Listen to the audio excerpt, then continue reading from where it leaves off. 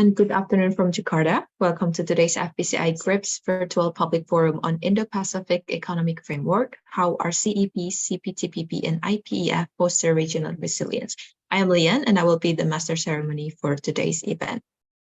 This public forum is brought to you by Foreign Policy Community of Indonesia and National Graduate Institute for Policy Studies, GRIPS Japan, and is the second forum of this year's FPCI GRIPS Virtual Public Forum series. Today, I'm pleased to welcome over 300 participants across Indonesia and also from abroad tuning into our channels. We have attendees from 10 countries, including Japan, Thailand, the Philippines, Malaysia, Nigeria, Pakistan, Bangladesh, Singapore, and many more. Before we go into the discussions, let us start today's discussions with a few welcoming remarks from Professor of GRIPS and Executive Advisor of GRIPS Alliance, Professor Kunihiko Shinoda. Professor Shinoda, the floor is yours. Thank you, Ibrian. Good afternoon, distinguished speakers, ladies and gentlemen. And thank you very much for joining us today at the second FPCI GRIPS Public Forum organized by FPCI and GRIPS. ASEAN is one of Japan's most important international partners. We believe it is very important to promote intellectual exchanges between Japan and ASEAN experts to deepen the dialogue on issues of mutual interest, such as politics, economy, and society, and to involve as many people as possible in the discussions. For the past 2 years, FPCI and GRIPS have conducted joint intellectual exchange projects, such as holding public forums where experts discuss various international issues.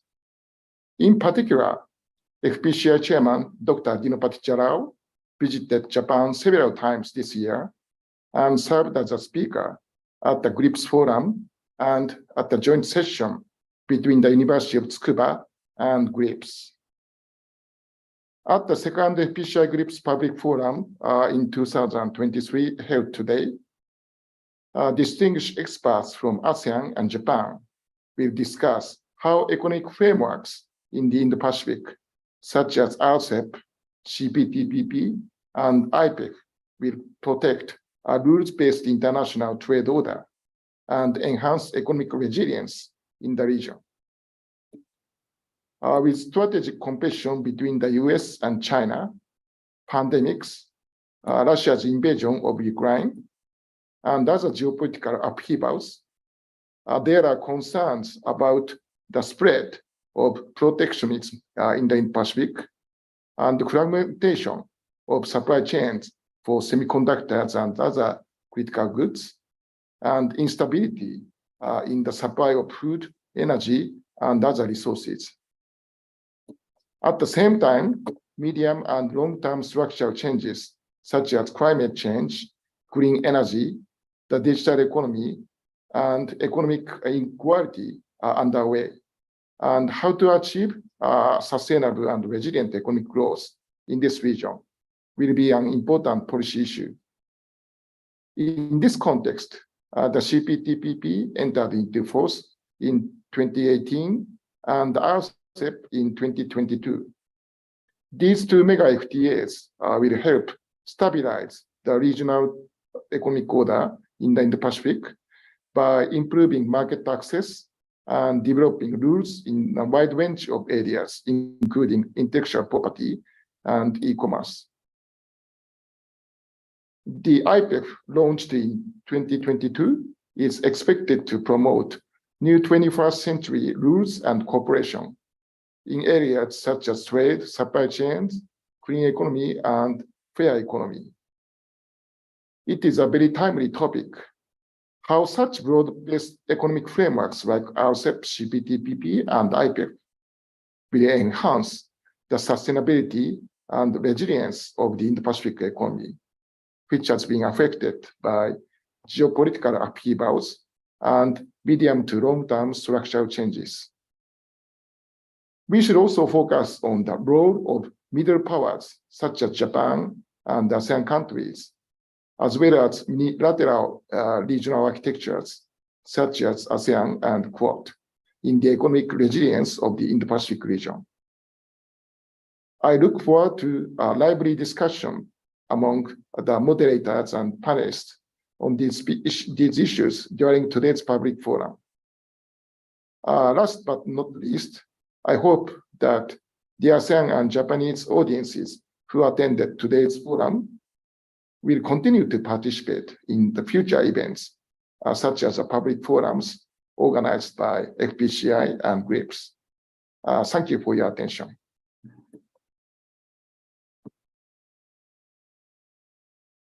Thank you for your remarks, Professor Shinoda. Ladies and gentlemen, without further ado, let us start today's discussions. Allow me to invite our moderator, Nida Rubini, FPCI Women in Foreign Policy Fellow. To Nida, the floor is yours. Thank you, Lian. Thank you and good afternoon, everyone. Thank you, FPCI and GRIPS for having me. I'm Nida Rubini, Women in Foreign Policy Fellow of FPCI, and I will be moderating today's discussion.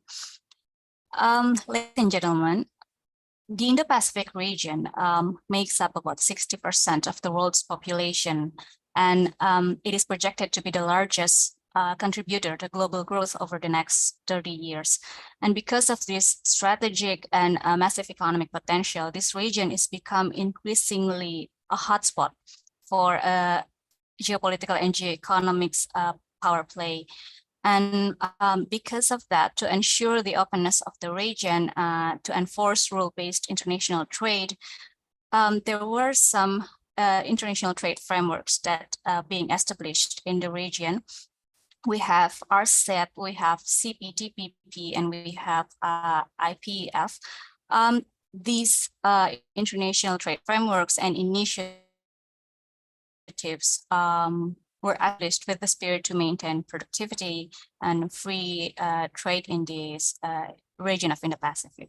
This forum today, we here to discuss about how the existing of economic frameworks in the region could foster further the regional economic resilience of the Indo-Pacific.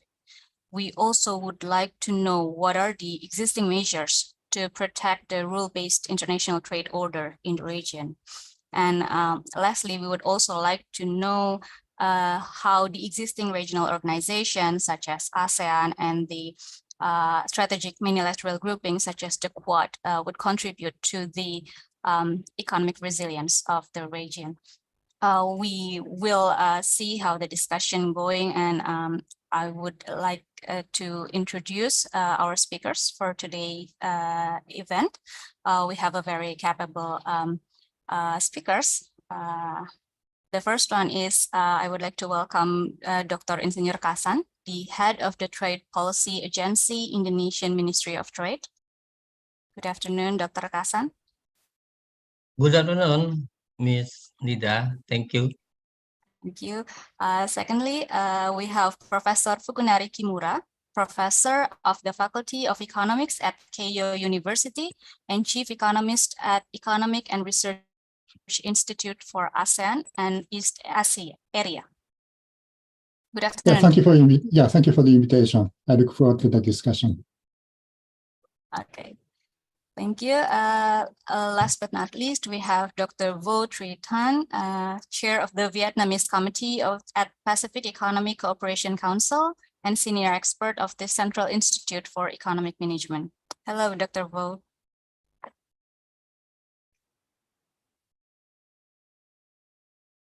You're still muted. Okay, good afternoon, everyone. Okay, thank you, Dr. Vo.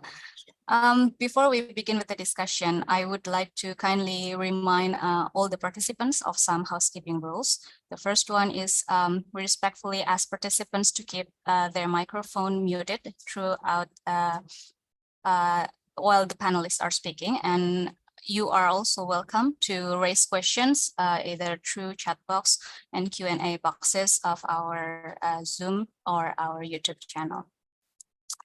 Now, without further ado, let us now going straight to our discussion about our topic on Indo-Pacific's economic framework, how the RCEP, CPTPP, and IPEF foster regional resilience.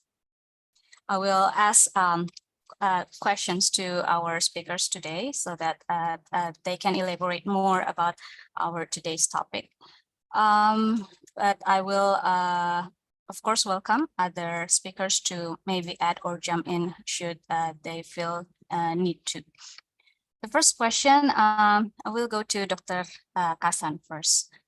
Our world today, we witness the rising geopolitical tension. We have the Ukraine invasion by Russia, and we have an escalating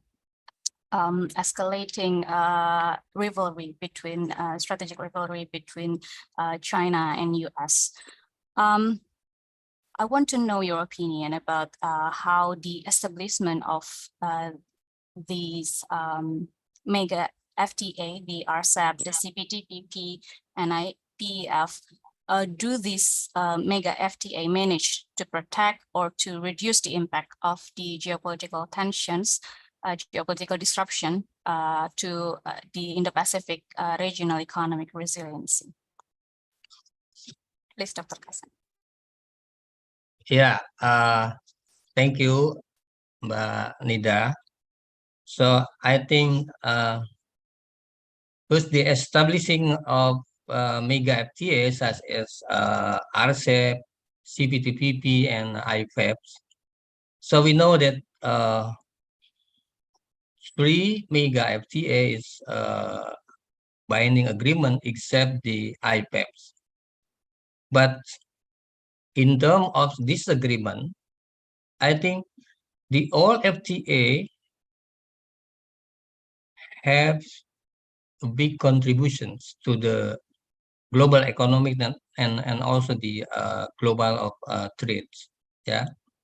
For example, IPEF almost 40% of the global GDP and 28% of contribution to the global trade. And RCEPs, in the other hand, also 29% of global economics and 25% to trade of in the world. And CPTPP, I think almost 12% to the GDP of in the world and 40% of global trade. But if I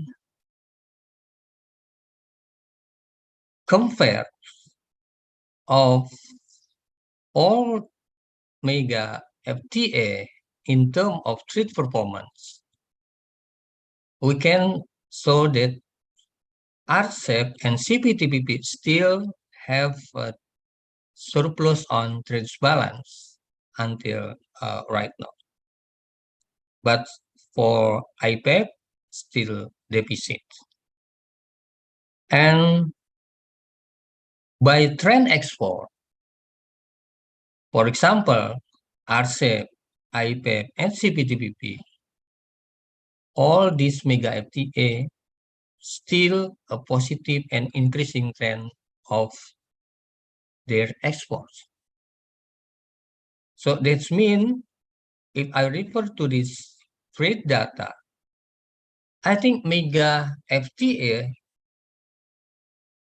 CPTPP, RCEP, and IPEFs are very crucial in protecting and reducing the impact of geopolitical disruption on regional economic resilience through export diversifications and also improve the market access. So mega FTA also encourage the export diversification, which is vital for regional and financial stability. Because by providing member countries access to larger market in this FTA, so I think this agreement will be reduce the dependency on a single market and mitigate risk associated with the geopolitical disruptions. I can show you the examples. CPTPP, for example. In this FTA, facilitates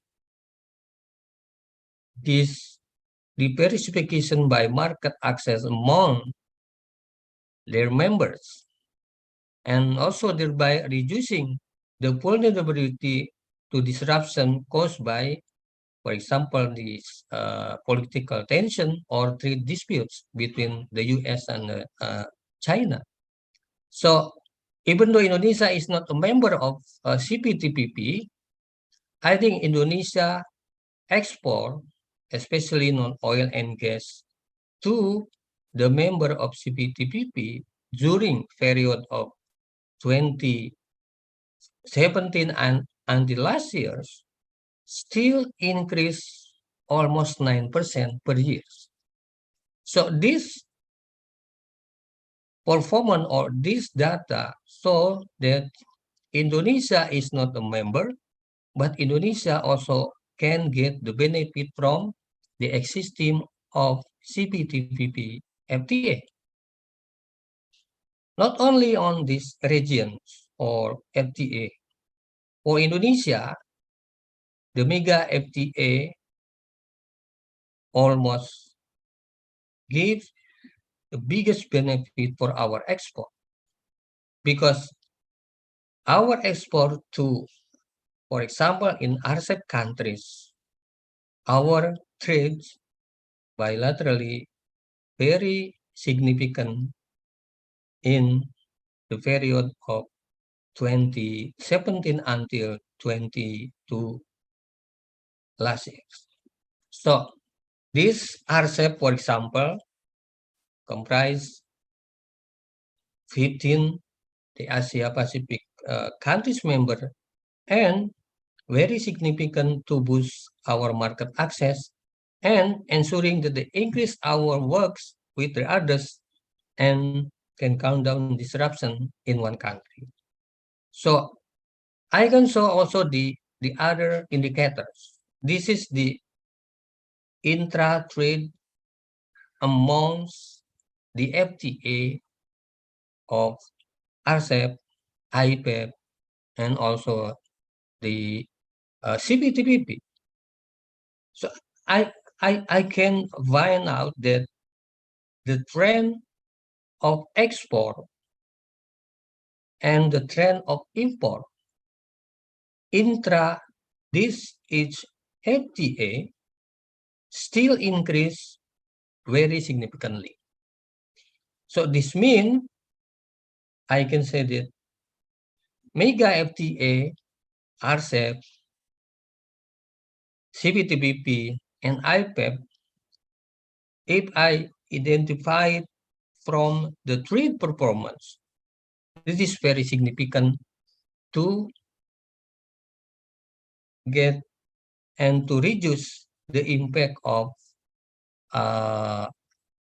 geopolitical disruption, and also the trade tension between the big countries, between US and China. And the last index that I can show to you is about trade intensity index.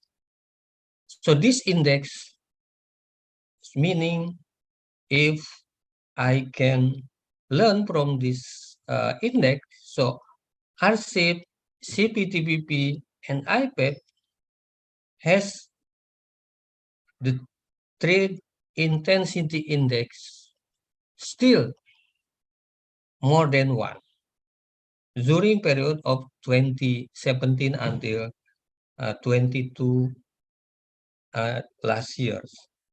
And this index also show to us that the mega FTA is one of the establishment in this region to reduce the impact of disruption of the geopolitical and also the trade tension between the US and China.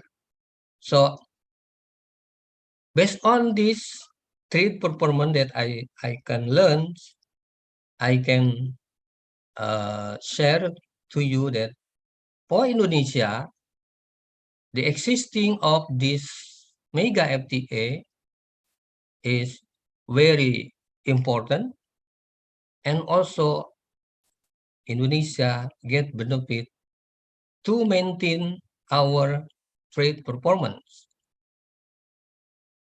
And the last point is also by leveraging this trade intensity index, Indonesia can strategically identify which one or which sector can give the highest growth potential for Indonesia in the next years. Thank you, Mbak Nida. Maybe this is our response to your questions. Yeah, thank you, Dr. Kazan. It is interesting to know how the FTA benefit greatly for Indonesia and for a greater region in terms of export diversification, larger market, reduce dependency on a single market, and on the trade performance as well. Maybe Professor Kimura or Dr. Wo would like to add to this question. Yeah, I think one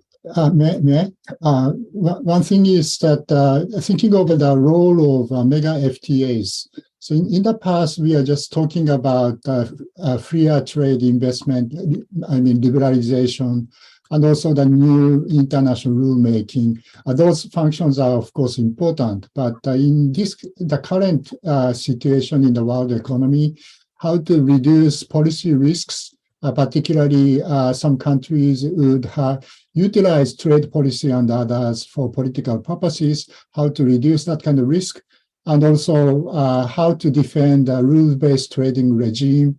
That is particularly important in sophisticated international production networks.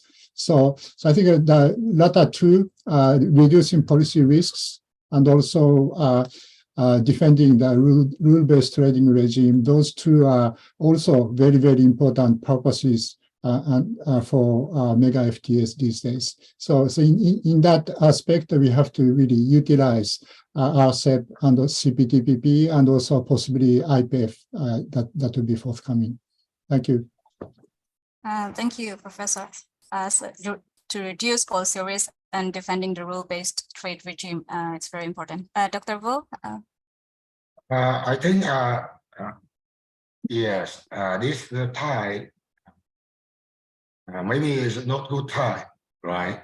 Because there is a tendency for the world to be fragmented, not just economically, but also geopolitically, right? And fragmentation, and that's about inefficiency of resource allocation. But our region benefit a lot from the rule-based, open and free trade and investment, right? So ASEAN, CPTPP and IPEF, that's about the free and open and rule-based trade and investment, and that's about resource efficiency of resource allocation. So that's good for economic growth or for development. And we already witnesses the benefit of trade and investment liberalization over the last 3 decades. So as Kimura has already mentioned, RCEP, CPTPP, and IPEF somehow support the international economic order, right? Benefit to everyone. So that's one thing. The second one is I would like to emphasize RCEP and particularly CPTPP and IPEF. That's not just about market access, not just about trade investment. That's about behind the border regulation, right? Arrangement. So that's about the economic reform for each member.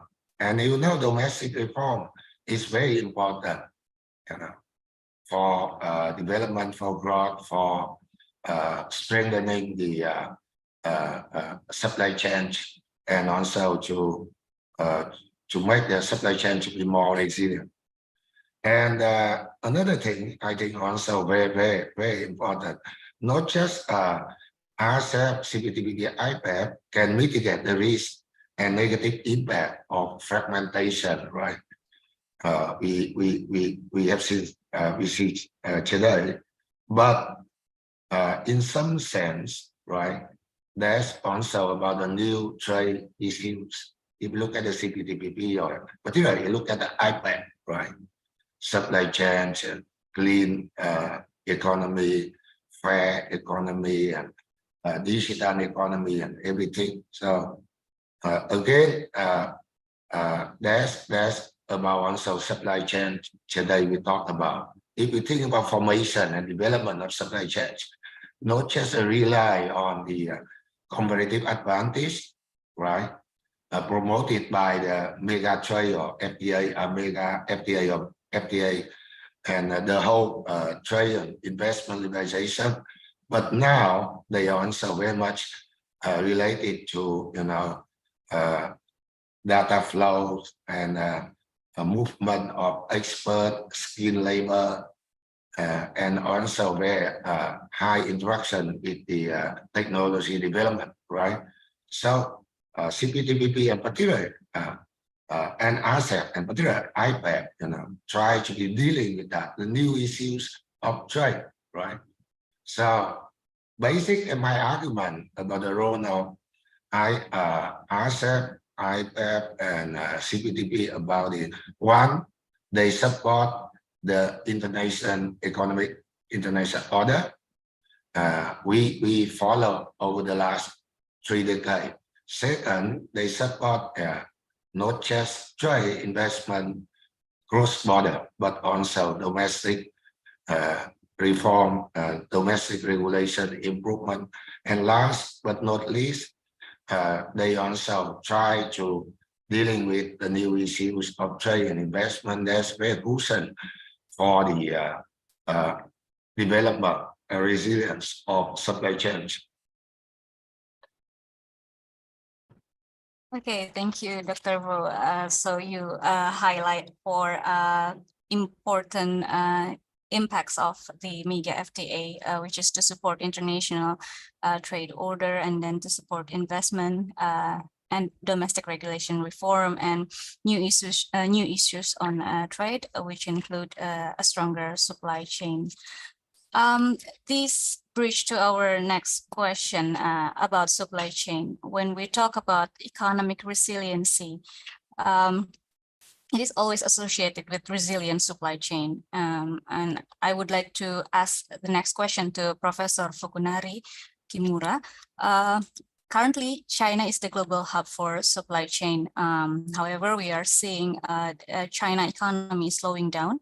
And on the other hand, there is a decoupling on strategic technologies from the US, such as in microchips industry, with the recent US President executive order to ban American investment on microchips industry in China. What is your comment about this development? Yeah, thank you. Yeah, the resiliency of the economy and also the resiliency of supply chains, those are very closely related, particularly in the case of ASEAN, the exposure to international production networks, particularly in electronics and automobiles, those are very, very heavy. I had some econometric work measuring the commitment level of ASEAN member states on machinery international production networks. Those are very heavy. So I think the issues are extremely important, particularly for ASEAN member states. As for the Chinese economy slowing down, starting from the latter half of last year, and then they are really obviously really slowing down this year. So there are many articles talking about this kind of slowing down, how to interpret that. some are really talking about the issue is really structural, and this is giving them a really long-term slump of the economy. Some are still talking about some sort of cyclical matters coming down, then eventually the Chinese economy would rebound. So to me, I think we need to watch a little bit more carefully. They obviously have some structural problems, but that really change sort of the whole picture of their economic growth. And also they are really strengthening internal linkages rather than external linkages. That's a sort of big policy that they are talking about. But the Chinese economy is big. So even if the external linkages are relatively slowing down, still their economies are pretty big. So, and also from the viewpoint of ASEAN, in this kind of economic and political environment, the relationship between China and ASEAN may be strengthened rather than shrinking. So I think we have to watch a little bit more careful on the Chinese economy. As for the US-China confrontation, that's a sort of major topic that I'm working on recently. So particularly the effects of US export controls, technology decoupling in a sense, how far that kind of policies would affect international trade. Actually, the effects are so far not really huge, maybe much smaller than people talked about in mass media. So just even in a sort of high-end semiconductors and some part of semiconductor-related products, I think the effects are just a few % of the total trade. So still, I think the scope of export control, technology decoupling going on and getting bigger. So we have to watch very carefully. So some parties are related to the pattern of foreign direct investment too. So we may have a little bit more permanent effects coming up from there. But we still have a sort of rest of the economy outside of the export control technology decoupling. That portion will be more than 90% of the world trade at the end. So I think ASEAN's economies are most of the ASEAN economies are the rest of the economy. I think that portion, at least, we have to keep the rule-based trading regime and really a vigorous economy over there. So I think ASEAN is particularly important to defend on the rest of the economy's trade order. So from that viewpoint, I think these days we still have a sort of intensifying confrontation between the US and China, but at the same time, the people in Washington, D.C., White House, even, and also the Europeans start talking about from decoupling to de-risking, and also small yard and high fence. So I think that means that they are trying to set some sort of equilibrium that as the forces that strengthening sort of restrictions, confrontation. The other side is a sort of economic forces. Still, we have to keep some social relationship with China. I think that's a sort of issue that we are talking about. So the role of mega FTAs in that context, RCEP should be very useful because particularly for reducing policy risks, because we have China there, so one of the superpowers in RCEP. So once we have some sort of a possible policy risks, say trade policy will be utilized for some political purposes and we can talk. I think that kind of function is very important. And also CPTPP does not include two superpowers. That means that that's a gathering of pro-trade, pro-investment, middle powers group. So I think that would be great that CPTPP would have more participants coming from ASEAN too. And also IPEF, they have 4 pillars. trade, supply chains, clean economy, just economy. The second pillar, supply chains, they've already got some sort of a basic conclusion in the negotiation. I think the contents are very interesting. Of course, governments cannot control supply chains directly. So what governments can do is certainly limited.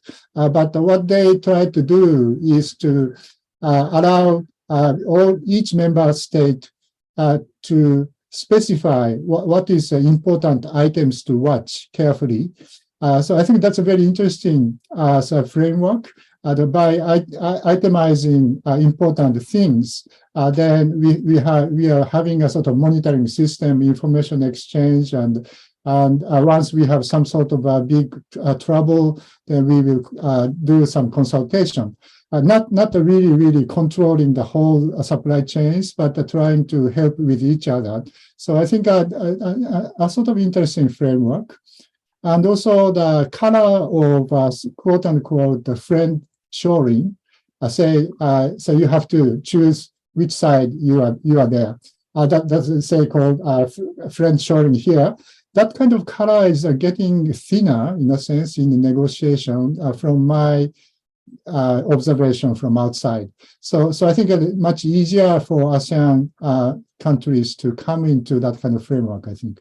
And also WTO's appellate body, that's a second tier of a dispute settlement unit, is frozen right now. So because the US is blocking the appointments of new members for appellate body, instead, according to the EU's initiative, we have so-called MPIA.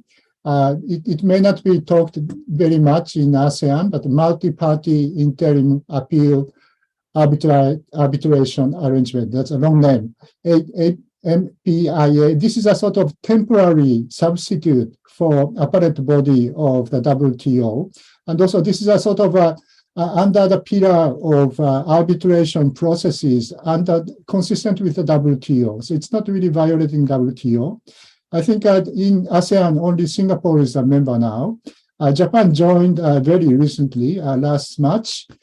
China, Hong Kong, Australia, New Zealand are members. India are not.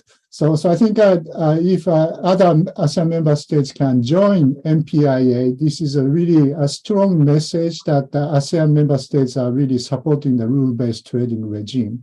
So this is just one example, but we can utilize regional and also multilateral channels to support the rules-based trading regime. I think the role and the leadership of ASEAN, particularly Indonesia, is going to be very, very important.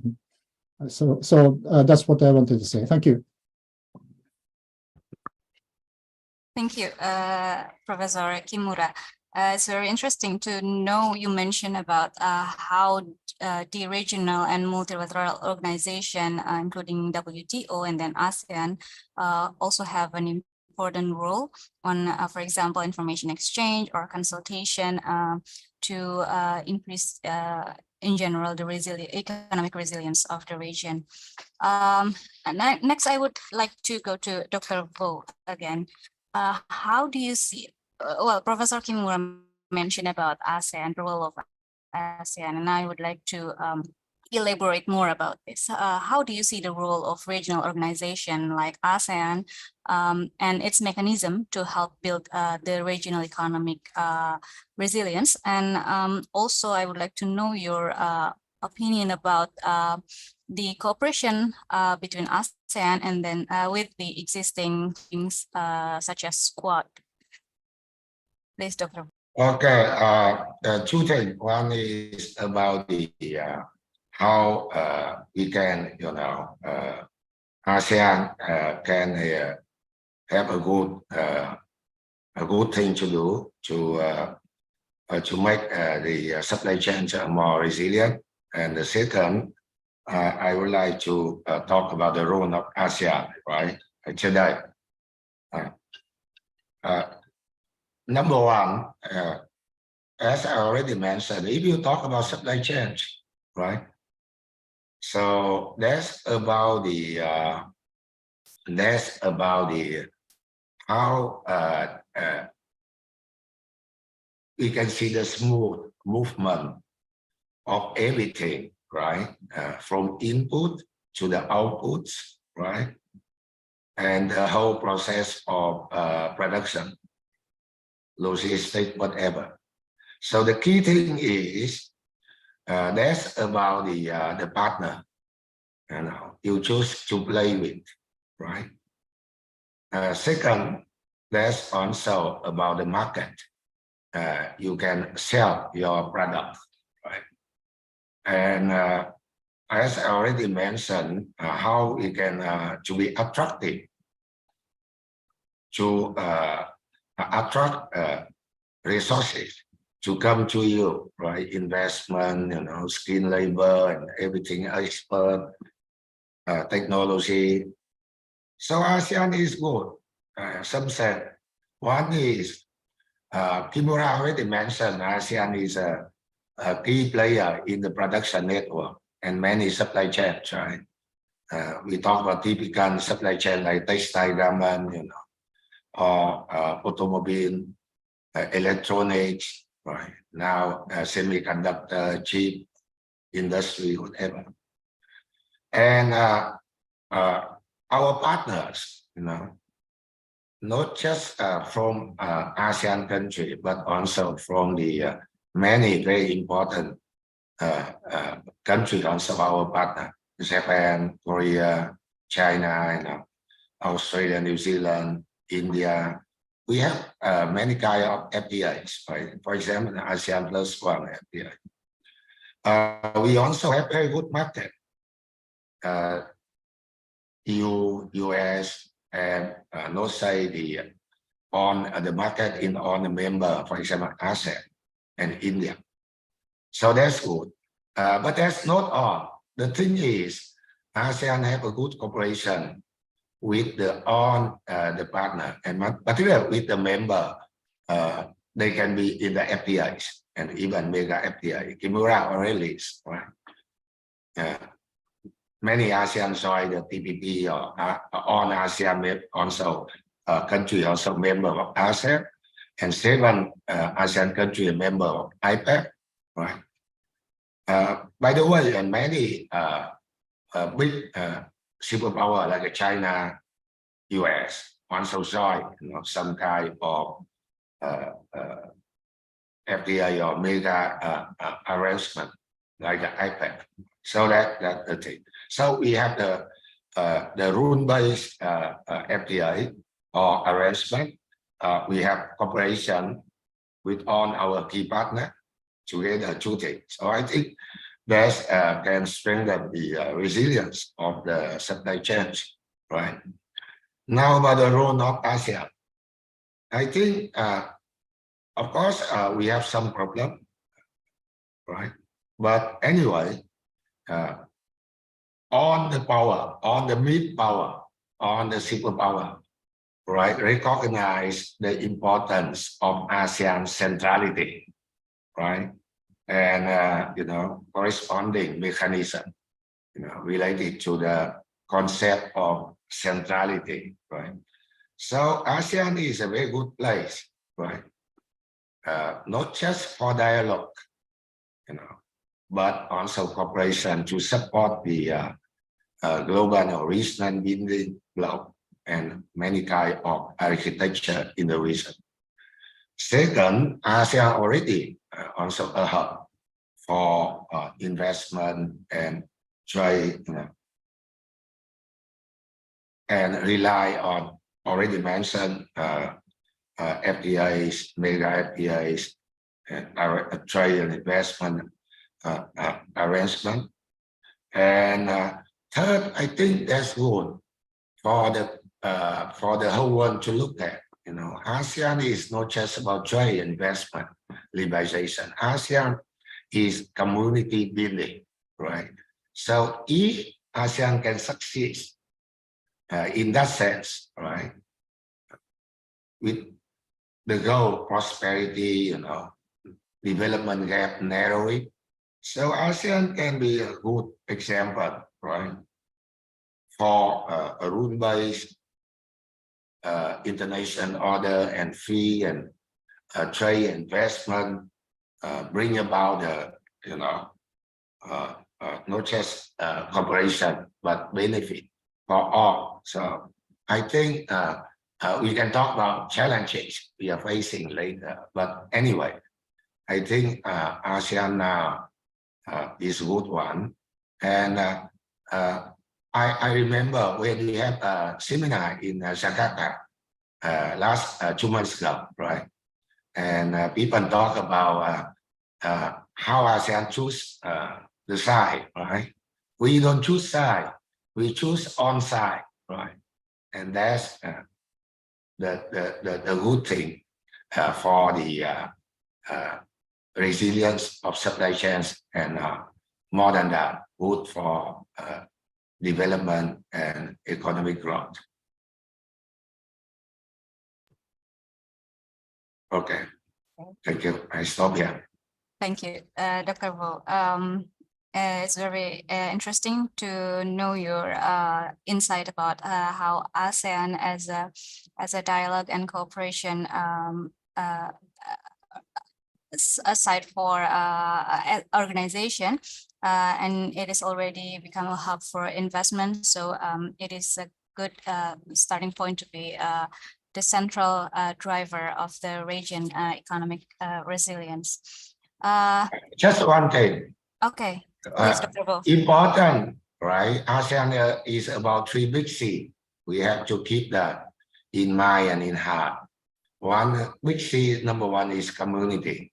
Second, big C, there's a cooperation or connectivity within ASEAN, outside ASEAN, and last but not least, centrality. So ASEAN, for me, there's about 3 big C. We have to remember that and keep that. All right, Dr. Vo. Community, cooperation, and connectivity, and centrality of ASEAN is important for the regional economic resilience of Indo-Pacific. Okay, we will continue to our next question. I will still want to ask question to Dr. Vo.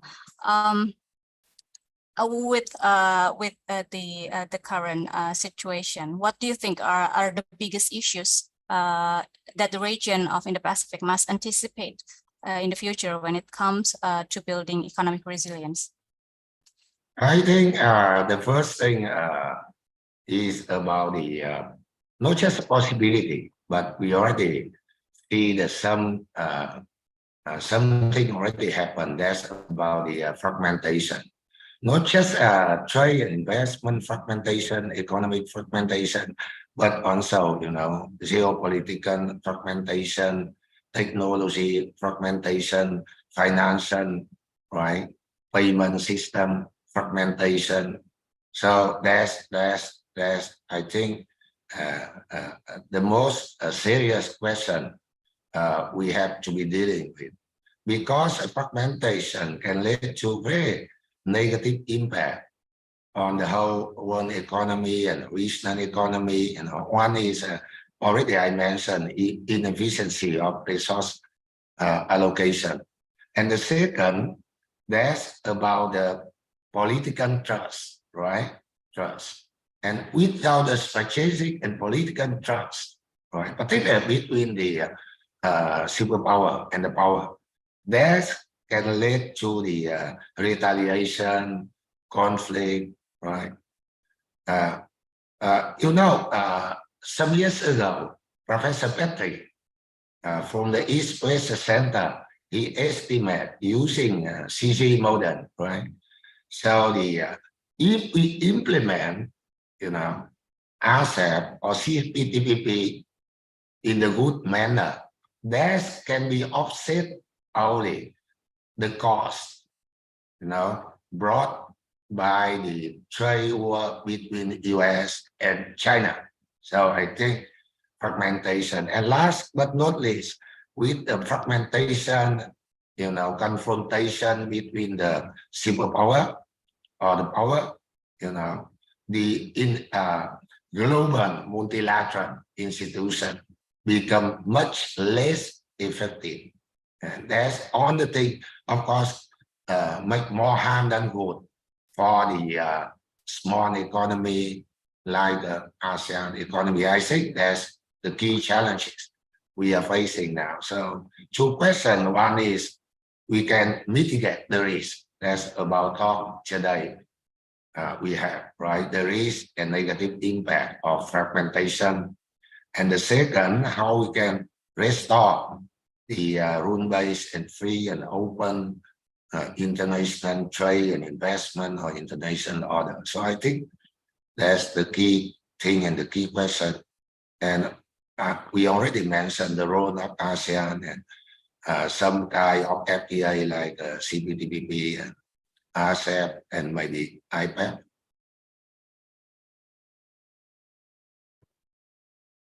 Thank you, Dr. Ho. So it is important for us to mitigate the fragmentation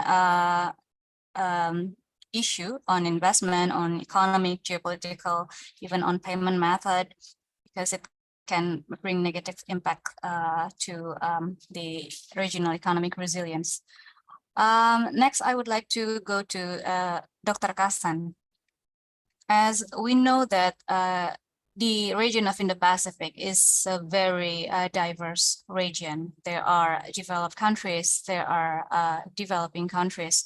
The development and the economic gap among the countries in the region is very variative. How do you think the existing economic frameworks and initiatives that we have in the region could bridge the development gap in the region and to ensure that no country is left behind? Please, Dr. Kassan. Okay. Thank you. So if I refer to Dr. Fu mentioned about the position of ASEAN as our region, so that's the gap of development. I think this is the fact that we are facing. So we are also witnessing the stark contrast between countries that have achieved significant progress in terms on the development, and they are still struggling to overcome poverty and inequalities. So the gap, for example, in the GDP per capita between the member countries, either on RCEP or CPTPP or IPEFs, I think is still challenging.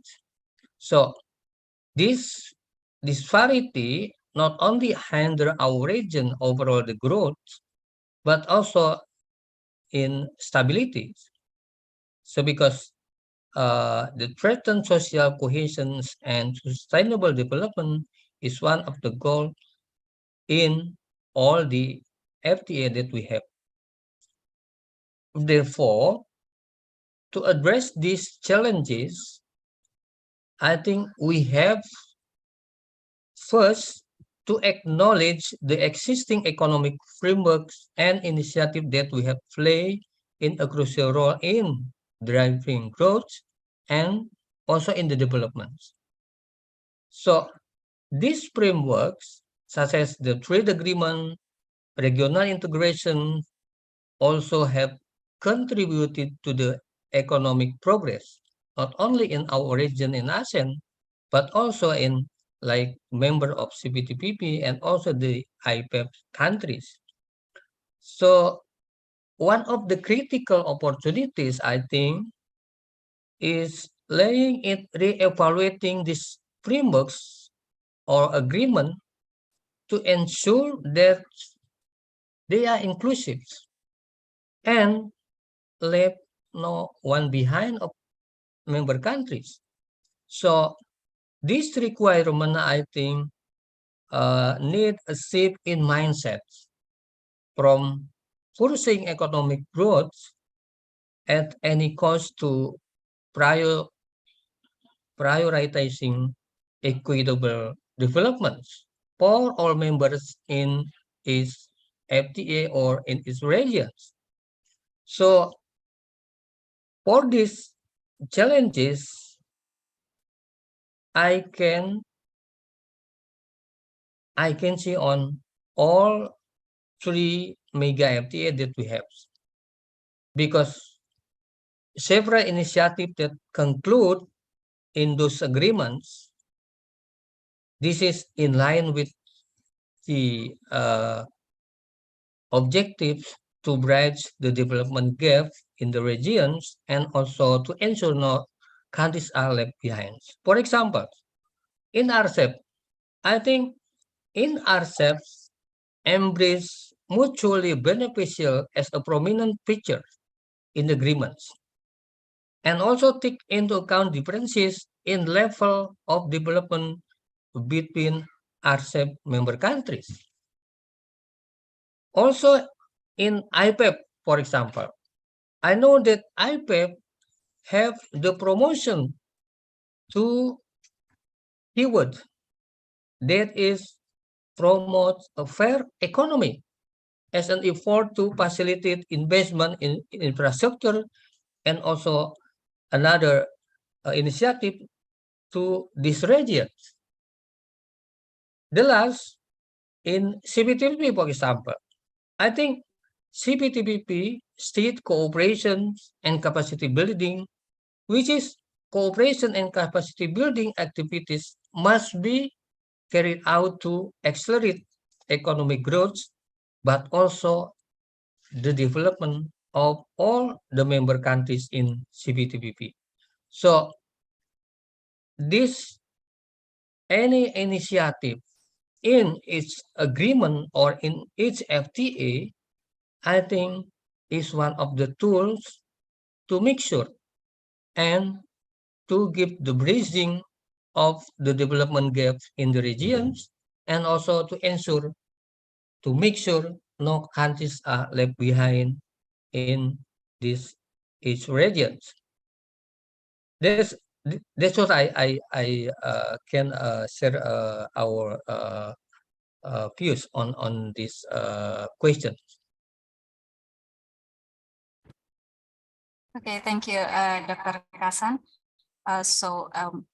How do we countries, member countries, ensure that all the arrangement within the frameworks and initiatives in the region is inclusive through cooperation and capacity building? I think I can highlight that point from your answer. Next, I would go back to Professor Kimura. Previously, Dr. Kasan talked about sustainable development.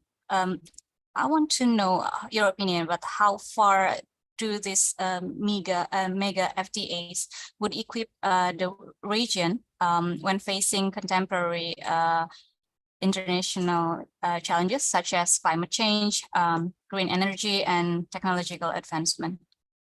Please, Professor. Yeah, thank you. Yeah, particularly talking about environmental issues. So in the past, many developing countries in the world were very hesitant to include environment in free trade agreements and others because they did not want to be said from developed countries and do such and such in environment, actually. But I think atmosphere is changing to some extent. So, certain items and certain policies can be incorporated in mega FTAs in the future too.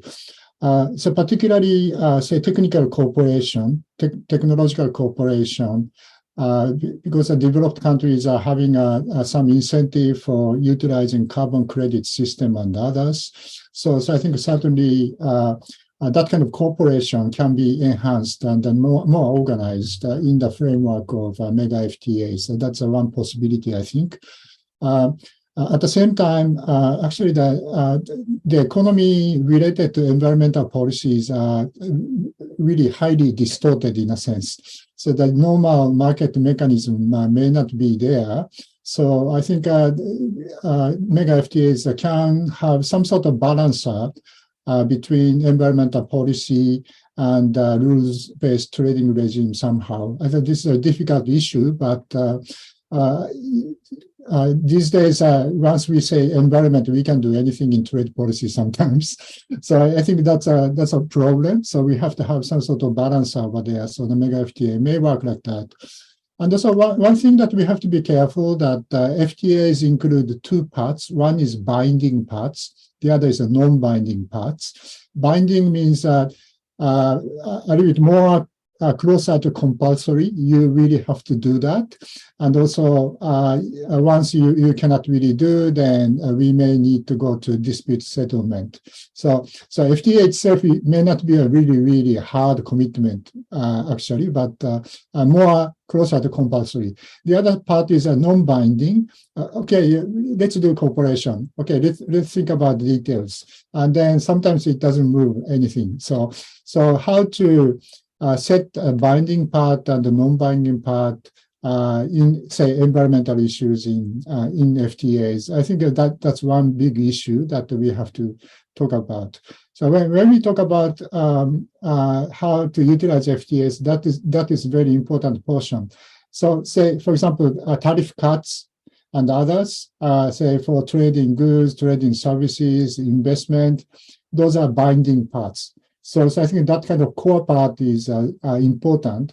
For example, when we talk about Indo-Pacific issues, how we can incorporate India and South Asia into our trading regime, we really have to see the binding portion.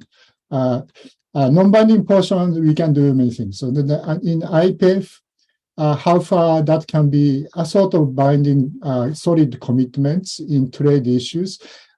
Market access is not included, but we will have, say, probably digital agreement and others incorporated into the first pillar of IPEF. How far those could be a sort of really effective agreement or not, we really have to watch very carefully. So I am opposed to including environmental issues in mega FTAs in the future at all. But we really have to see what sort of items can be there and also how strongly we can commit to those kind of items. Thank you.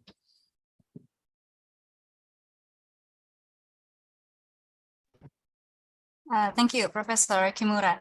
It's very interesting to note that you mentioned about the balance. The mega FTA can be the balancer between environmental issue and rule-based international trade. The balance between compulsory and norm binding in this FTA initiatives and framework. Now we'll continue to public Q&A session. But before that, I would like to remind some rules for the participants. We respectfully ask participants to keep their microphones muted while the panelists are speaking. And you are all welcome to raise questions through our Zoom or YouTube chat box. And due to time constraints, we would also like to ask participants to deliver their questions concisely and if possible, just directly to one of our speakers here. Our team has already noted some questions from the participant. First, the question is for Dr. Kasan. The question is from Nada from Jakarta Globe. The question is, earlier in the meeting, you mentioned that Indonesia's oil and gas exports to CPTPP members have been on the rise over the past years. And Indonesia is currently not a CPTPP member. Are there any plans for Indonesia to join the CPTPP? Please, Dr. Kasan. Okay, thank you, Nada from the Jakarta Globe. As far as I know, the answer is no. There is no plan, I think. I just mentioned the performance of our trade to the CPTPP because our response to the question the question is about do this mega FTA can manage or protect and reduce the impact of geopolitical disruption. I just saw that our trade performance to CPTPP, where Indonesia is not a member, we have still the trade performance is very significant performance, because in the period of 2018 until 2022, our export to the member countries under the CPTPP is increased 8.2% per year. But it is not meaning that Indonesia have a plan to join with the CPTPP. That's all our explanations. Thank you. Okay, thank you, Dr. Kasan. Next, we have a question from Frankie Aryadi from Muhammadiyah Tangerang University. Frankie does not specify to whom this question is for, but maybe I will ask Dr. Vo to answer. The question is how to address the challenges of competing economic powers in the Indo-Pacific region.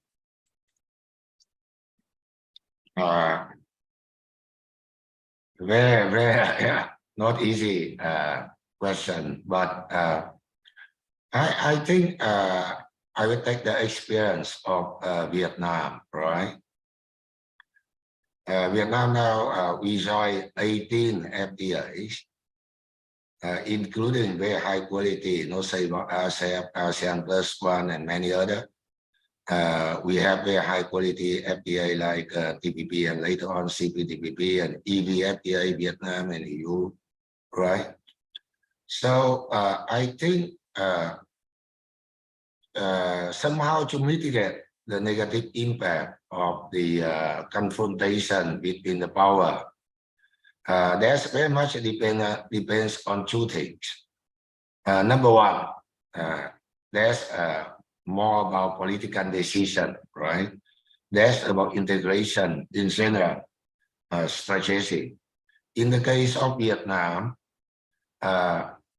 we try to balance between the power, try to be the best friend of the help on the country in the world, right? We don't choose side, we choose the right thing, right? So that's very important. And if you look at the FTAs, Vietnam have nearly all the member of FTAs, also our comprehensive strategic partners, right? So that's about rule-based game and cooperation, right? We talked about before. Second, not just driven by diplomacy, politics, but also the way you join the trade and investment arrangement, right? In the case of Vietnam, we very emphasized on those markets we export our product, and also the market trade for the inputs of the whole process of production, right? So if you look at the FTA in Vietnam, right, for the Vietnam case, you will see, FTA cover nearly all the country in our region, right, Asia-Pacific, because we have a good production network. At the same time, we also have the good arrangement, so we can easier to access to the big market like Europe, like North America, right? And not just about trade, we try to, how to say, combine the trade strategy and also investment strategy, and most important thing, right?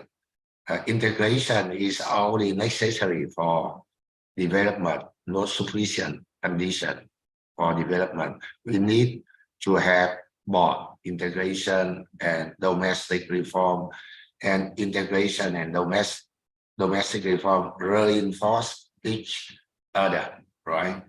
So that's the way Vietnam have done so far and try to do, right? To be dealing with the complexity, complication, situation in the region and in the world now. Crazy. Okay, thank you very much, Dr. Vo. Next, I would like to invite our participant in our Zoom, Bapak Muhtar Ahmad. You raise your hand. You can please unmute your microphone and please deliver your question.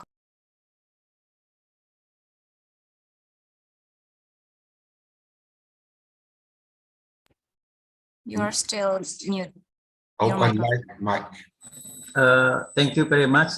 I would like to ask for the speaker. I am Muhtar Ahmad from Natuna Island. First, for the Indo-Pacific economy framework, how at the future we use one currency like Europe to make the harmonized of Indo-Pacific economic framework. Second, we stay at small island. Can we make trade for the epicentrum, because Natuna is epicentrum of ASEAN? Can we trade for the future directly with the ASEAN? Because at the past, Natuna Island has made trade to the ASEAN members country directly. Thank you very much. Do you have any specific speaker that you would like to ask the question to? All of the speaker. Okay, but maybe for time, yeah, thank you. You can lower your hand, please. For time constraints, I would like to ask Professor Kimura to answer the question about the future of one currency in Indo-Pacific. Would that be possible? And how do the trade of small island to the ASEAN member? Yeah, thank you very much. For the first question, certainly once we have one currency, then that would enhance the sort of transactions. But at the same time, once we commonize the currency, then we cannot utilize monetary policy individually. So usually that cost is very high too. So we have to think of cost and the benefit over there. So in case of ASEAN member states particularly, the development stages are quite different. The countries up and downs are different too. So in a kind of long run, maybe we'd better have a sort of adjustment mechanism by allowing exchange rates moving. So that means that the currency should be separate. In the short run, of course, we'd better have a sort of not really free movement over there. They have a lot of transactions. So I think in case of European countries, the development stages are pretty common relatively. So that's why they could do that. But in case of ASEAN member states, maybe it takes time a little bit more to think of that.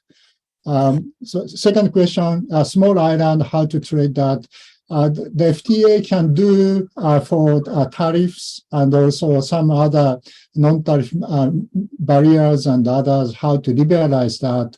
But at the same time, in order to make actual trade, we need, say, transport infrastructure and also logistics services and others. So certainly once we introduce, for example, digital technology, then the information exchange and also matching in businesses and those kind of things can be better, of course. But in order to make a sort of a trade, not just talking about trade policy, but other things, particularly transport infrastructure, logistics and others, should be going together. So I think what would be a sort of bottleneck in order to enhance trade? I think that's a very important thing. So and then we have to have a set of policies to enhance trade over there. Those are my answers. Thank you. Thank you, Professor Kimura. Next question. We have a question from Shelfie Lukito. I think this is maybe for Dr. Kasan, a question. The question is, what are some key drivers of economic growth in the ASEAN region, and how have they impacted the member countries' economies?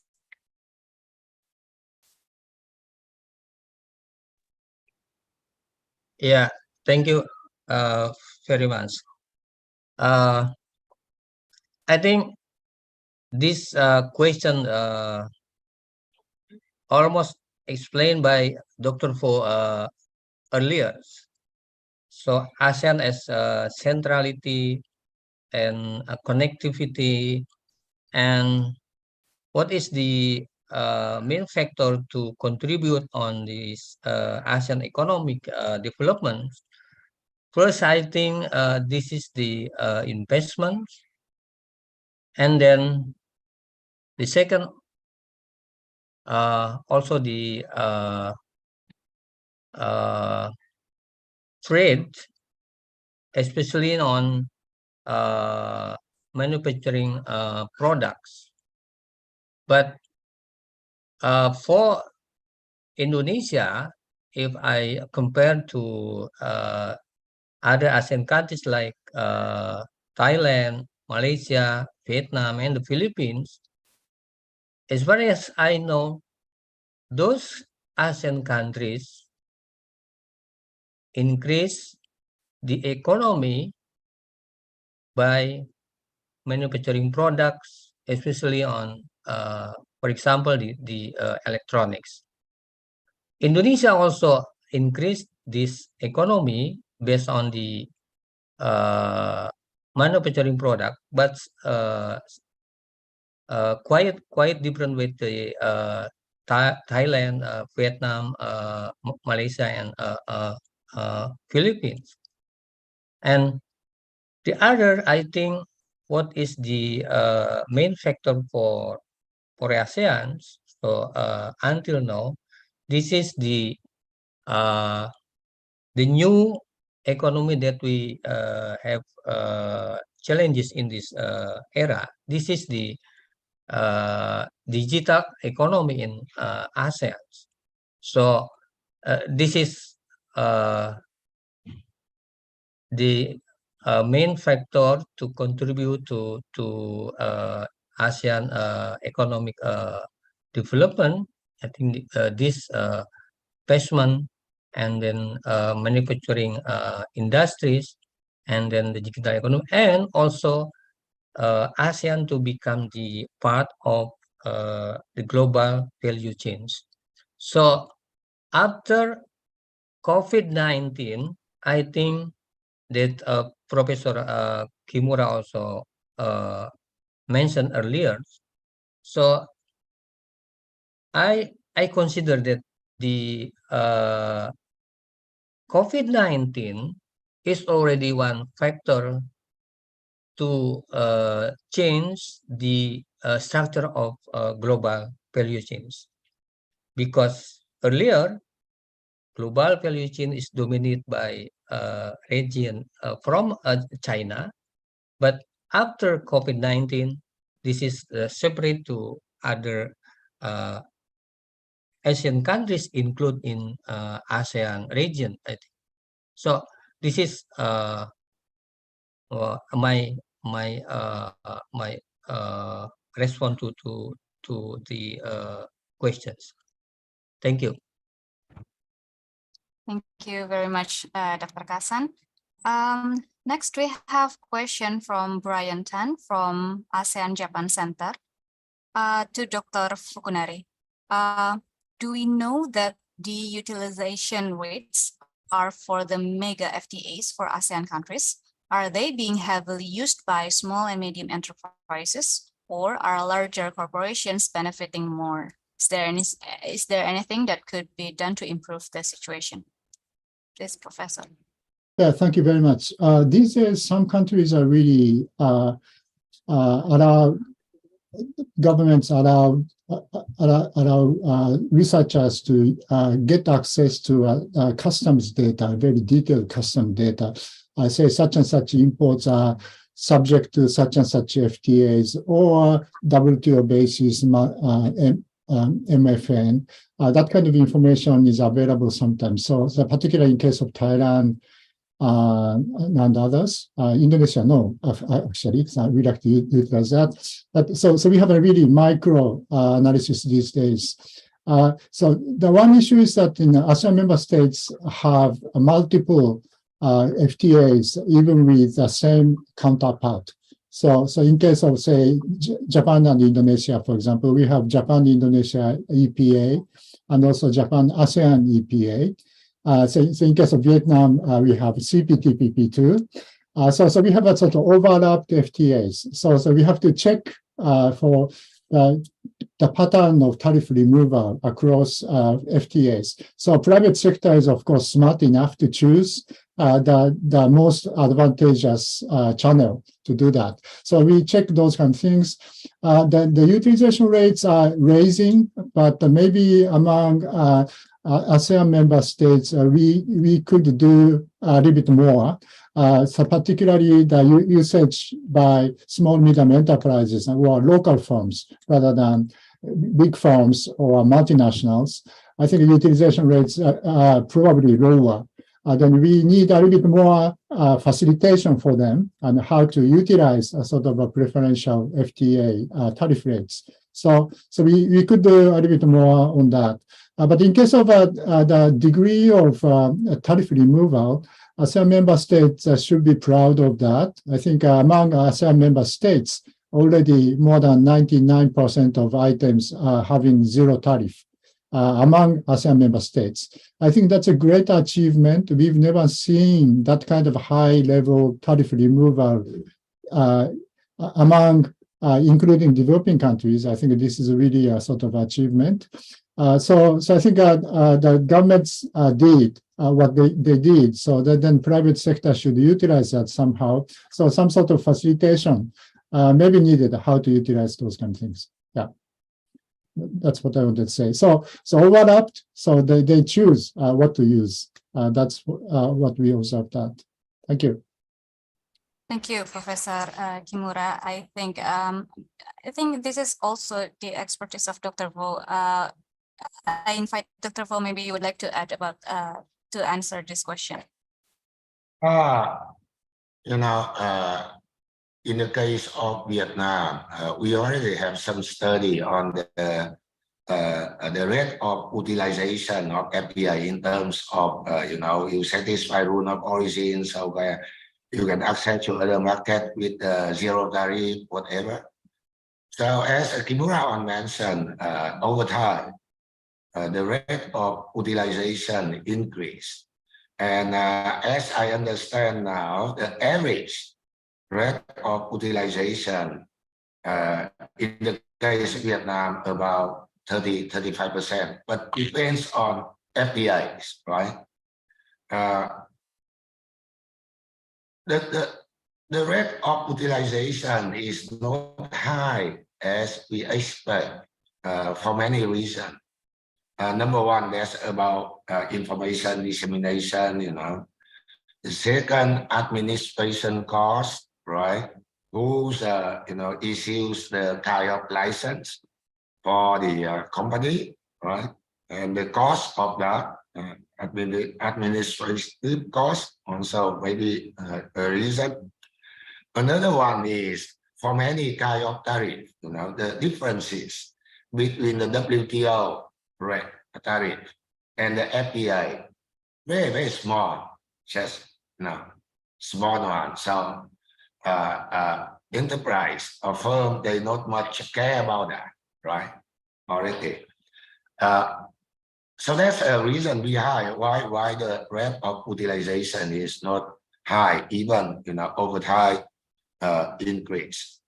But as Kimura mentioned, we have some countries you have many FTAs, like with Japan, we have CPTPP, bilateral FTA, ASEAN +1, and ASEAN. So 4 FTAs, right? So in the case of Vietnam, we allow the firms to choose the most, appropriate or most benefit, the best one to benefit for the firm, right? Whether they use a bilateral FTA or RCEP or whatever, right? Depends on them, they can use. And the second, about the impact of FTAs, I think maybe in the long term, more important than just a trade and tariff. That's about investment, right? So you attract the good FDI. FDI can have spillover effect in terms of technology transfer, skill transfer, like vendors, right? Of course, in the case of Vietnam, spillover not too high, not so good. So that's why we now, whatever we try to attract FDI, one important thing is assessment of the impact of FDI on the local firm, particularly on the SME, right? How they can have that. So again, I emphasize that in the long term, you cannot separate trade from the investment. Investment is a key. Domestic investment that depends on how you can have the good business environment. And the second is attract the good FDI. We say quality FDI with high quality, and not just technology, environment friendly and everything. But one thing is spillover effect on the local firm. Okay. Okay, thank you very much, Dr. Wu. Participants, we actually have several questions on our chat box, but due to time limitation, I regretfully have to say that our question and answer session has to be closed. I really hope that we can have another discussion on this issue in the future. To conclude our discussion today, now I would like to invite our speakers to give their closing remarks, and we just briefly for about 3 minutes each of you. I would firstly invite Professor Fukunari to deliver the closing remarks. Please, Professor.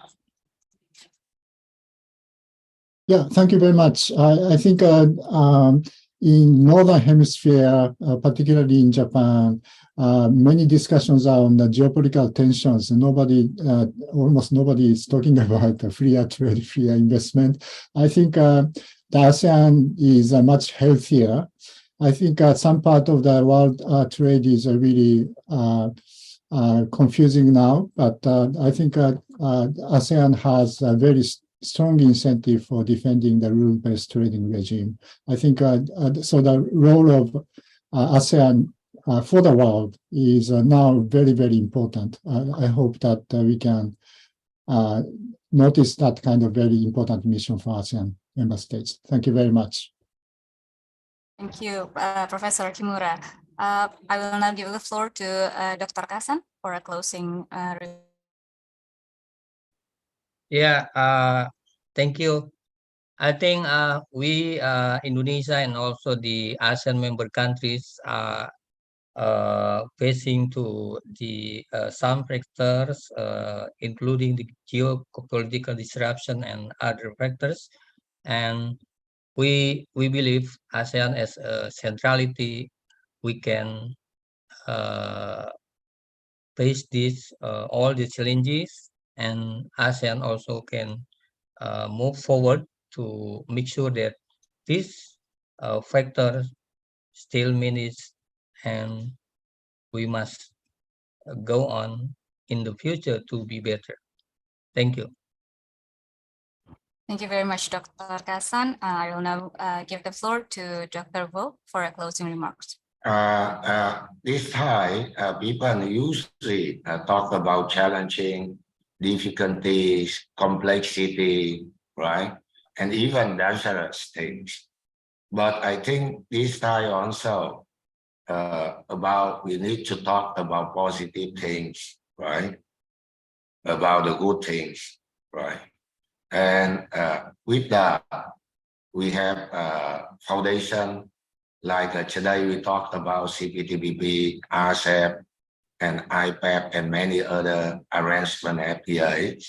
So we have good foundation for mitigate the negative impact of whatever we see up to now. And in that sense, ASEAN, if we keep in mind and in our heart with the three big C, community, cooperation of connectivity and centrality, right? We can contribute positively and significantly to dealing with the two questions, how to mitigate the negative impact of the fragmentation and how we, support the process of restoring the free and open rule-based trade and investment, thus brought the benefit to all our economy over the last 3 and more decades. Thank you. Thank you very much, Dr. Wu. Distinguished participants and our distinguished speakers, I really would like to thank Dr. Kasan, Professor Kimura, and Dr. Wu for the interesting, engaging discussion and very insightful. I'll really look forward to a similar discussion on this topic in the future. I will now give the floor back to the MC to close today's event. Thank you very much. Thank you, Nida, for moderating today's discussions, and thank you also to all the speakers for sharing your incredible insights. Before we wrap up the event, I would like to invite the speakers and also all the participants for a short photo session. So everyone have your smile ready. On my count, 1, 2, 3. Okay. Another one. 1, 2, 3. Okay. Thank you, everyone. It has been a fruitful discussion, and I'm sure the audience found the sessions interesting and highly informative. Today's event is available for rewatch on our official YouTube channel at Secretariat FPCI. Thank you, everybody, for tuning in to today's discussions. You can follow our social media handles for more information about our activities, events, program, and also stay tuned to our next FPCI GRIPS Virtual Public Forum via Instagram or Twitter at FPC Indo. See you at the next FPCI events and enjoy the rest of your day. Thanks, everyone, for tuning in. Thank you Bye. very much. Yeah, Bye. thank you.